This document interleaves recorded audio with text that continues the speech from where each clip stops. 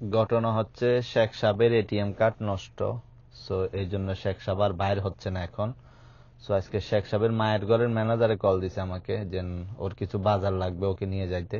আমি বললাম তুই একা যাবি কেমনে, এমনি রাস্তাঘাটে চেক চলতেছে, এক কাজ কর শেখ সাহেবকে ডাক দে। পরে ও বলতেছে আমি অনেকক্ষণ দরজা বাইরে আছি, ও উঠতেছে না। শেখ সাহেব যখন উঠে না, কিছু করার ছিল না, ঘরের ম্যানেজারকে একা নিয়ে বের হওয়া লাগছে। আল্লাহ ভরসা, আশা করি কোনো সমস্যা হবে না। ওর কিছু টুকটাক বাজার আছে, আসলে মায়ের বাজার তো, এখন বসকে বললে বসে নিষেধ করবে না। না এমনি আমি বসকে এসএমএস একটা দিয়ে রাখছি যে এরকম এরকম শেখ সাহেব যাচ্ছে না, আমি ওকে নিয়ে বের হচ্ছি। তো বসও কিছু বলবে না, পরে হয়তো বা ওকে এরকম কিছু বলবে। এমনি বসও এসএমএস উঠে নেই, মনে হয় ঘুমে না হয় ডিউটিতে, এরকম কিছু হবে।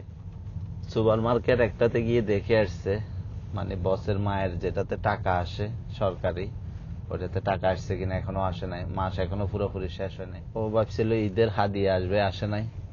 তো এখন আসছে আরেক সুপার মার্কেটে, যেখানে টাকা দিয়ে কিনবে। সুপার মার্কেটে কাজ শেষ, এখন মুরগি নেওয়ার পালা। আসলাম আতারায়, আতারাও নাকি জিনিস আছে।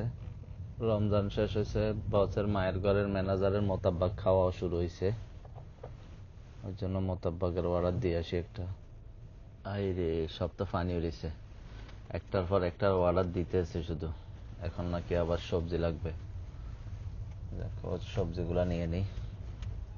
এবার নাকি মোবাইলের দোকানে কি লাগবে ওর, আজকে পাইছে আমারে, একটার পর একটা একটার পর একটা শুধু নিতে আছে, মানে শেষ হইতেছে না। এখন বলতেছে ব্লুটুথ নেবে, এরপর আমার বলতে মোবাইল অফ হয়ে গেছিল, এই জন্য পুরো ভিডিওটা করতে পারি নাই। মোটামুটি আরো 1 ঘন্টা ও এক্সট্রা খাইছে, খাওয়ার পরে ওর বাজার শেষ হয়েছে। এরপরে শেখ সাহেব কল দিছে, ওর নাকি কিছু নাস্তা লাগবে, পরে ওর ঘরের ম্যানেজার ওর জন্য নাস্তা নিছে।